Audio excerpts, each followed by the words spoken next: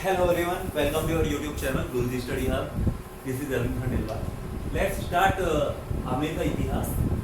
तो चलिए आमिर के इतिहास के बारे में आज कोई वापस जान लेते हैं। जो अपनी सीरीज चल रही थी आमिर के इतिहास में हमने मानसिंह तक क्लियर कर लिया था। मानसिंह के बाद जो आज मानसिंह के बाद के जो शासक है उनमें विशेष रूप से आज जयसिंह के बारे में आज पढ़ेंगे।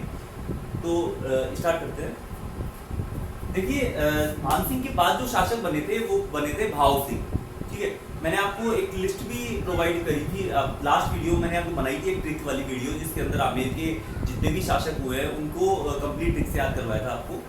तो वो भी एक बार देख लेना जरूर से।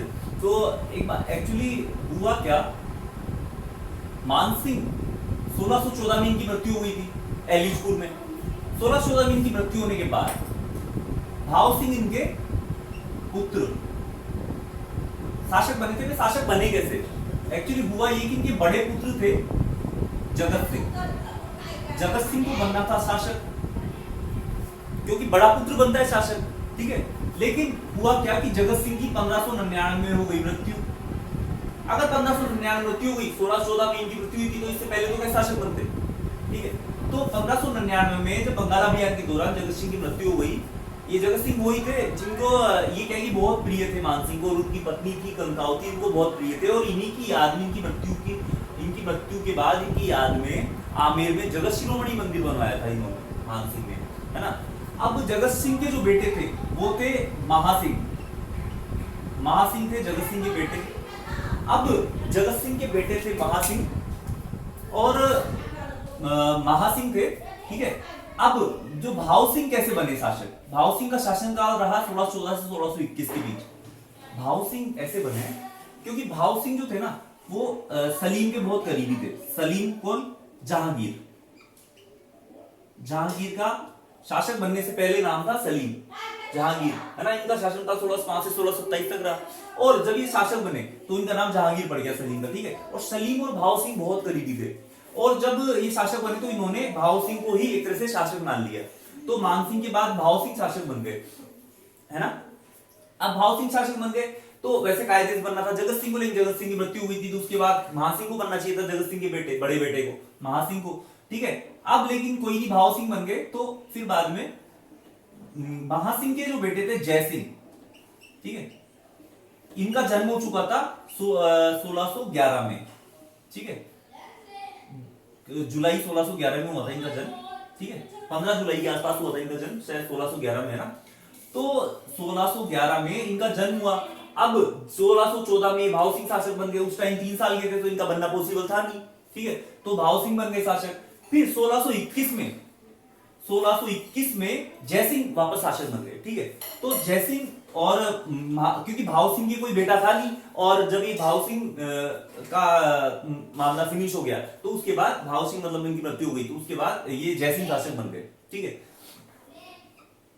जयसिंह जो थे इनकी माता का क्या नाम था? तो इनकी माता का नाम था दमयंती, पिताजी का नाम महासिंह, है ना। अब दमयंती जो थी वो थी अपने मेवाड़ का इतिहास आपने देखा है तो मेवाड़ की इतिहास मैंने आपको बताया था कि महाराणा प्रताप की जो पिता थे उदय सिंह, उनकी पोती थी दमयंती, है ना। तो ये वही दमयंती है।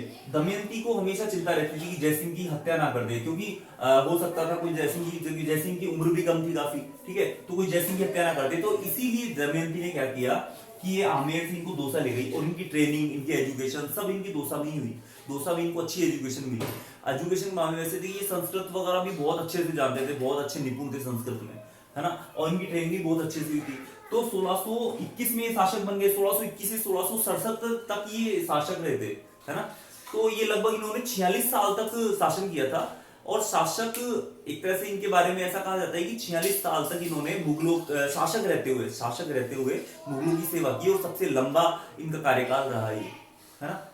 तो 46 साल तक इन्होंने शासन किया था। ठीक है, अब ये तो अपना रहा इनके बेटे पोते जो हो गए कंप्लीट। ठीक है, अब इसको एक बार अपन रब करके थोड़ा इनके बारे में चलते हैं आगे। ठीक है, अब इनके सैन्य अभियान देखते हैं दोस्तों कि इनके जो जयसिंह थे इनके सैन्य अभियान कैसे कैसे रहे, क्या क्या रहे। तो इनमें जैसे कि 1621 से 1667 तक इनका कार्यकाल रहा, ठीक है। तो इन्होंने जहांगीर, शाहजहां और औरंगजेब तीनों के, जहांगीर, शाहजहां और औरंगजेब तीनों को अपनी मुगलों को सेवाएं दी थी उन्होंने, है ना। तो जहांगीर का कार्यकाल 1605 से 1627 तक रहा, शाहजहां का कार्यकाल 1628 से 1658 तक रहा, और औरंगजेब का 1658 से 1707 तक इनका कार्यकाल रहा, ठीक है। तो 1621 में जब ये शासक बने तो 1623 में लगभग 12 साल की उम्र होगी इनकी, क्योंकि 1611 में पैदा हुए थे जयसिंह, और 1623 में 12 साल की उम्र होगी। जहांगीर के कहने पे ये वहां गए थे, अहमदनगर के जो शासक था एक मलिक अंबर, उसने एक विद्रोह कर रखा था, तो वहां पे उसको दमन करने के लिए गए और बिल्कुल विजय होके लौटे, ठीक है। 1623 में इनका ये कारनामा था। 1625 में दलेर खां, एक दलेर खां नाम का एक विद्रोही था, तो उसका दमन किया इन्होंने 1625 में। तो ये भी एक इनका मैन विद्रोह था। जहांगीर के टाइम में इन्होंने दो महत्वपूर्ण जो विद्रोह किए थे वो ये थे, इनके विद्रोह का दमन किया था वो ये थे, ठीक है। उसके बाद 1629 में उज्बेकों का उन्होंने विद्रोह का दमन किया, है ना, जो शाहजहां के कहने पे हुआ था, क्योंकि 1627 में ही जहांगीर का कार्यकाल खत्म हो गया था, उसके बाद तो शाहजहां कार्यकाल चालू हो गया था। तो 1629 में उज्बेकों के विद्रोह का दमन किया इन्होंने। अब 1629 में विद्रोह दमन करने के बाद ये पहुंचे अपने 1636 की बात है, 1636 में बीजापुर गोलकुंडा अभियान भेज दिया शाहजहां ने। तो वहां भी इनका बिल्कुल सैन्य जो संचालन था बहुत प्रभावशाली रहा और जीत हासिल की इन्होंने वहां पे। तो इनकी जीत से शाहजहां बहुत प्रभावित हुए और शाहजहां ने प्रभावित होकर इनको चाकसुर अजमेर का परगना सौंप दिया उपहार में, है ना, चाकसुर अजमेर का परगना सौंप दिया, और साथ ही इनको मिर्जा राजा की उपाधि भी दी। अब दोस्तों मिर्जा राजा की उपाधि है, इसके बारे में हमेशा कंफ्यूजन रहता है बच्चों में कि मिर्जा राजा की उपाधि किसने किसको दी। मिर्जा राजा की उपाधि के बारे में यह है कि मिर्जा राजा की उपाधि शाहजहां ने तो दी थी अपने जयसिंह को, और जो अपने जहांगीर थे उन्होंने दी थी भाव सिंह को। जहांगीर ने भाव सिंह को मिर्जा की उपाधि दी थी और शाहजहां ने जयसिंह को मिर्जा राजा की उपाधि दी थी। तो ये चीज हमेशा ध्यान रखिएगा, ठीक है। उसके बाद इन्होंने इसके उपलक्ष्य में मिर्जा राजा की उपाधि दी। उसके बाद 1637 में कंधार के अभियान में भेजा इनको, ठीक है, सुजा के साथ भेजा सबसे पहले तो। फिर 1651 में इनको भेजा इनको भेजा सदुल्ला खां के साथ, कंधार के अभियान में सदुल्ला खां के साथ भेजा। तो वहां पे इन्होंने मुगल सत्ता स्थापित कर ली। वहां जाके मुगल सत्ता स्थापित करने के बाद इनको जो इनके बेटे थे, शाहजहां के बेटे, बड़े बेटे थे दारा शिको, और दारा शिको का भी बेटा था सुलेमान शिको। तो सुलेमान शिको और जो अपने थे ना ये क्या नाम है जयसिंह, मिर्जा जयसिंह और सुलेमान शिको, इन दोनों को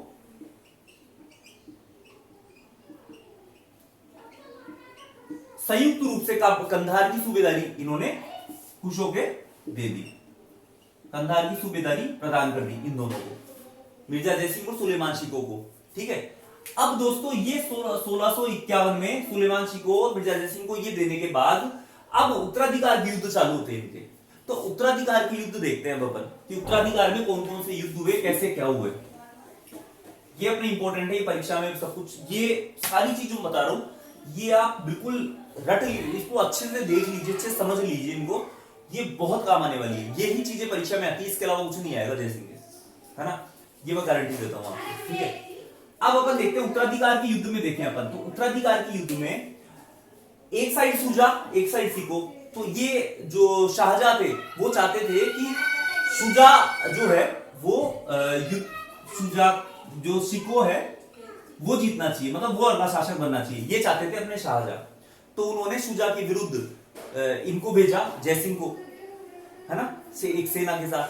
तो जयसिंह सेना के साथ गए और उन्होंने एक तरह से शुजा को पराजित किया और शिको जीत गया। शिको के जीतने के बाद ये खुश हुए उनसे, अपने जो शाहजहां खुश हुए, खुश होकर उन्होंने इनकी मनसबदारी बढ़ा दी, इनकी 6000 कर दी इनकी मनसबदारी, है ना, इनकी मनसबदारी 6000 कर दी। अब नेक्स्ट अपन देखें तो नेक्स्ट ना, ये तो सुजा का तो मामला खत्म हो गया, है ना। अब सुजा के बाद जो आते हैं वो आते हैं अपने औरंगजेब, वो पैदा हो गया। औरंगजेब और दारा शिकोह का आएगा, क्योंकि इनके भी तो युद्ध होगा। तो इनके भी जो युद्ध हुए उनमें युद्ध हुए अपने धर्मत और दोराई का युद्ध। धर्मत का युद्ध हुआ था अपने 1658 में, अप्रैल 1658 में, 15 अप्रैल 1658 को। और जो दोराई का युद्ध हुआ था ये अपने मार्च 1659 में हुआ था, है ना दोस्तों। तो धर्मत के युद्ध में औरंगजेब की साइड से ये तो अपने इसकी साइड से थे, दारा शिकोह की साइड से, क्योंकि शाहजहां तो यही चाहते थे ना हमेशा से कि दारा शिकोह अगला शासक बनना चाहिए। तो ये तो शाहजहां की, ये शिकोह की साइड से थे। अब जब ये युद्ध में पहुंचे और युद्ध इन्होंने किया तो औरंगजेब की जीत हो गई, और इन्होंने देखा कि यार ये औरंगजेब तो बड़ा शक्तिशाली आदमी है, तो इससे तो जीतना मुश्किल है। तो इन्होंने क्या किया, ये 25 जून के आसपास ये गए औरंगजेब के पास, और औरंगजेब को ये वचन दिया कि क्या, कि मैं जो अगला युद्ध होगा ना, जैसे भी भाई अगला युद्ध तो करेगा ना, अगला युद्ध तो करेगा, तो अगला युद्ध होगा ना, मैं उसमें आपका साथ दूंगा। और 1659 में दोराई का युद्ध हुआ। दोराई पड़ता है, देखो धर्मत तो पड़ता है एमपी में पड़ता है ये धर्मत, ठीक है, और दोराई पड़ता है अजमेर के पास में पड़ता है अपने, है ना। तो दोराई के युद्ध में औरंगजेब का साथ दिया इन्होंने, और हरावल दस्ते का नेतृत्व किया। हरावल क्या होता है दोस्तों? हरावल होता है सेना की अग्रिम पंक्ति, सेना में जो सबसे आगे चलती है ना पंक्ति, उसका नेतृत्व किया, और उसका नेतृत्व करते हुए इन्होंने जीत हासिल करी और औरंगजेब को विजयी बनाया एक तरह से, ठीक है। तो औरंगजेब का अब 1600, एक तरह से अपन ये कह सकते हैं कि 1658 से इसका कार्यकाल चालू हो गया, इसका शासनकाल चालू हो गया, क्योंकि 1658 में जीत गया था पहली बार। सेकंड टाइम जब युद्ध हुआ तो उसके बाद 1659 में वापस जीत गया है ना।